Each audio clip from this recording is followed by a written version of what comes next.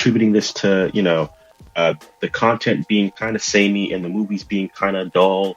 They recently had the Ryan Reynolds movie, The Adam Project, which I saw. It was okay. It's kind of a bland movie, and they have been repeatedly beaten out at the Oscars. They lost last year with The Power of the Dog, which was up for Best Picture.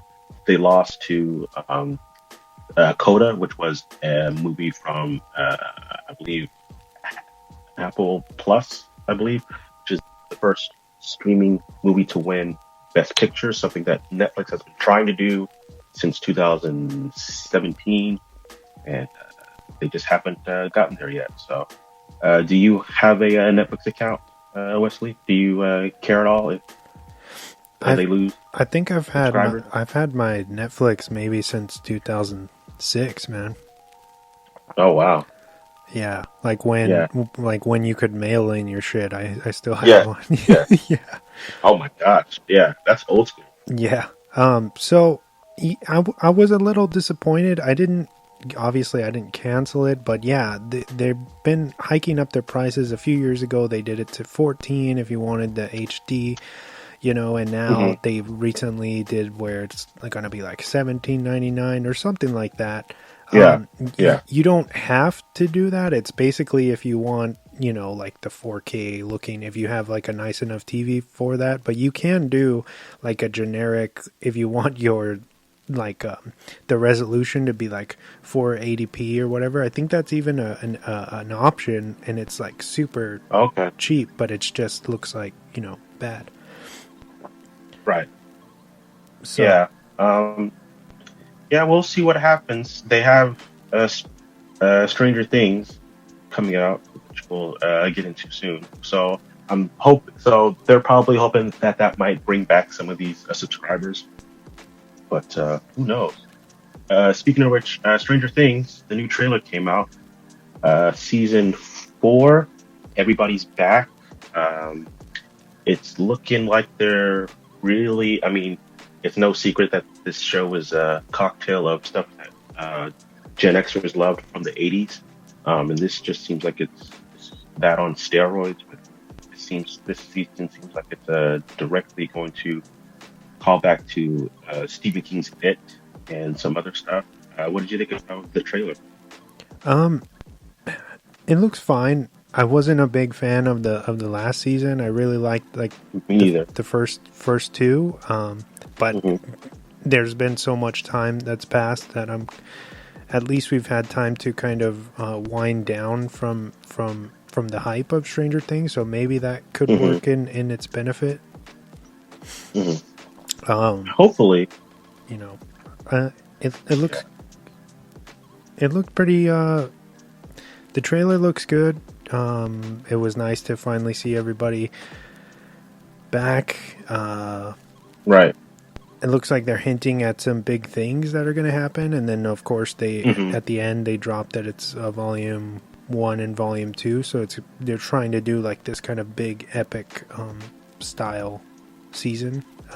Hopefully it works out for them, Yeah, hopefully. I like you. I was not a big fan of season 3. I thought I thought there was too much of the nostalgia for the 80s. And I'm not a big fan of that decade in general. So it was just like, it's like I was drowning. Sorry. So I wasn't a big fan of season 3. I thought it was kind of lame, but this trailer kind of got me excited again for it. So we'll see what happens. And then my last story is a movie that I was really looking forward to. Karen Kusama, the director of The Invitation and Destroyer, she was doing a Dracula movie for Blumhouse, and the production was killed weeks before it was supposed to start filming. This was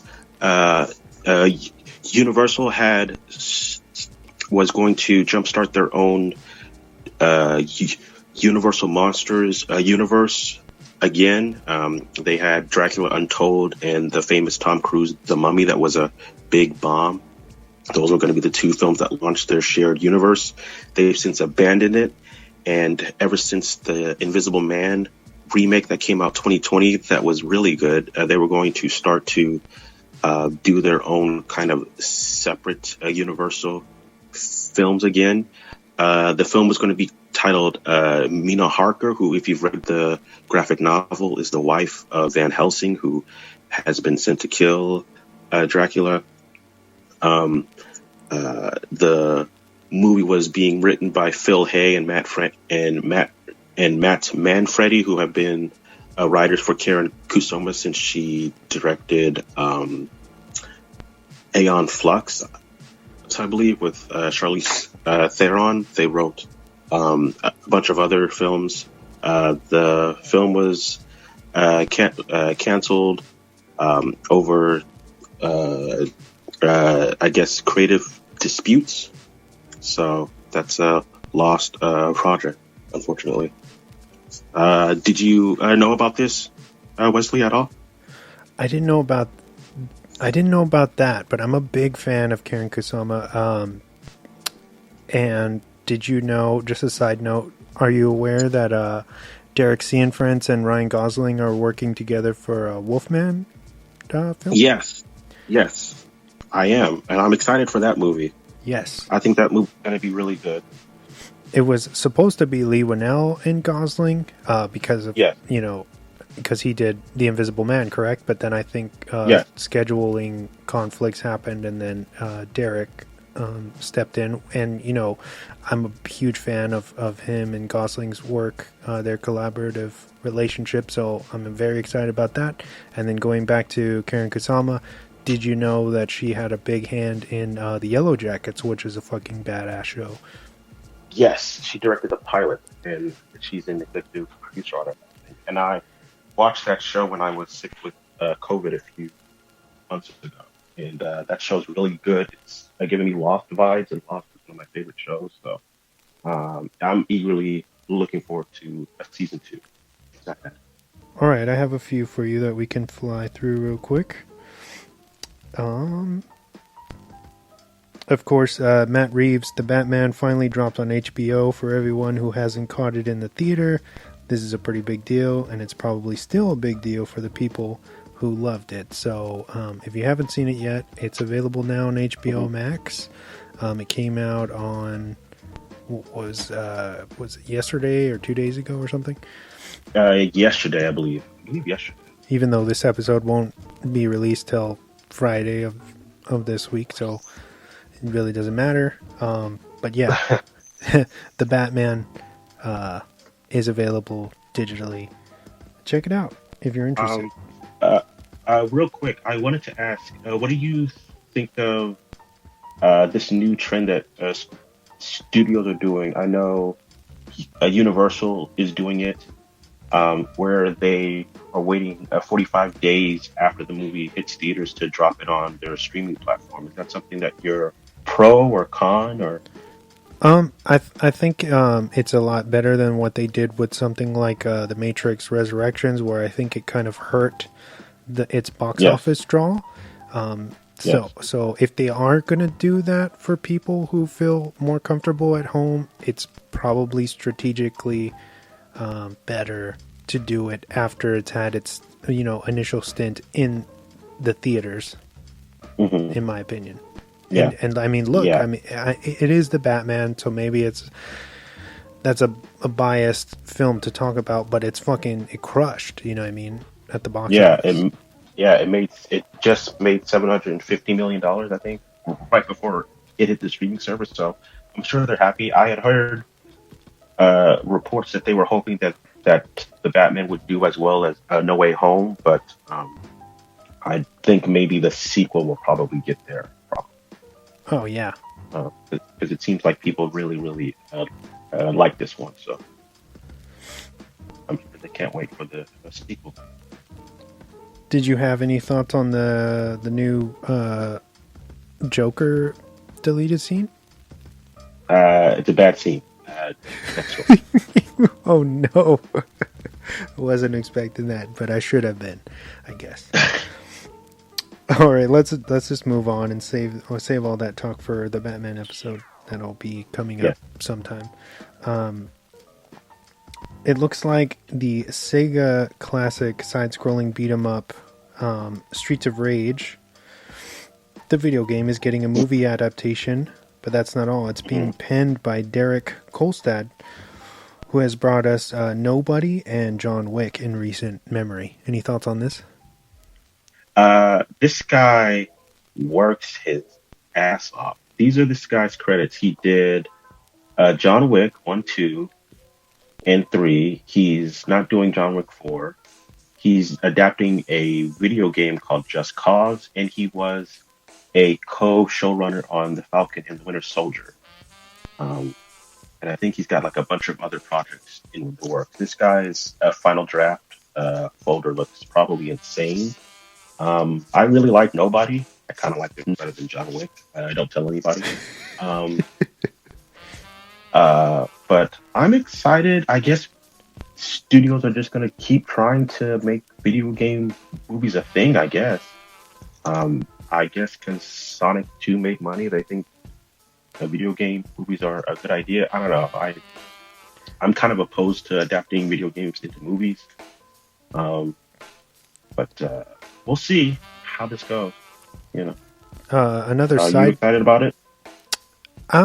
Well, I'm a big fan of those style of games, of course, because I grew up then with Double Dragon and Right. Streets of Rage. Right. But I don't really know like how it's not gonna come off like hokey. You know what I mean? Like, Right.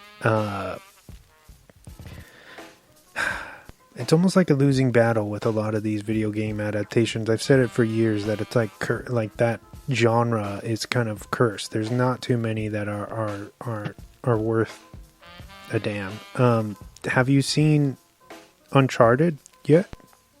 No, but it looked like it was doomed from the start. But I remember back when David O. Russell and Mark Wahlberg were going to make that movie back in like 2010. And then I remember when Joe Carnahan was going to do it, and the way he talked about it was really interesting because he described Nathan Drake as the anti-Indiana Jones, and he said that trying to make it like Indiana Jones was a mistake. And I think 2 years ago, Seth Rogen said that he and his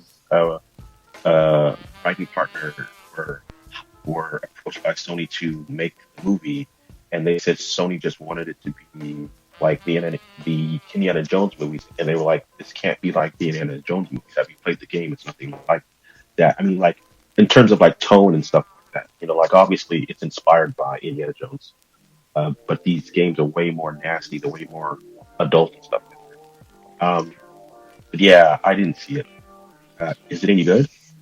No, I was curious because I didn't go to see it either, because Uncharted to me, I probably sound like a broken record because I've said it numerous times on this show. Like Uncharted, those video games are already movies. They're too cinematic. This is my point. Yeah. Thank you. This is my point with adapting video games into movies. What's the point? Because video games have gotten to the point where they're already movies themselves. At best, you're just making huge budget fan films. Like, and the appeal of a video game is that you get to play and engage in the story. Once you remove that, you're just a passive watcher, and you lose the feel of the video game. Yes. Like, there's a difference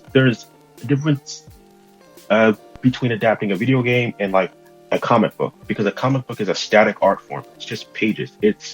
A comic book is a storyboard, basically, to be adapted into a film or a TV show or a cartoon show, something like that. Like you can give it a cinematic feel that it doesn't have on the page. But a video game is already cinematic.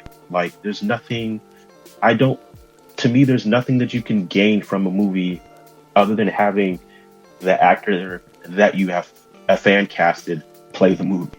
Like I don't get it. And also like video game stories kind of only work as video games. Like there's a reason why if you try to adapt Mortal Kombat into a narrative story, it doesn't make any sense. Like, because it's just a bunch of people fighting. You know what I mean? Like, I just don't understand the feel of it. Yeah. You know, like it's a losing battle. Um,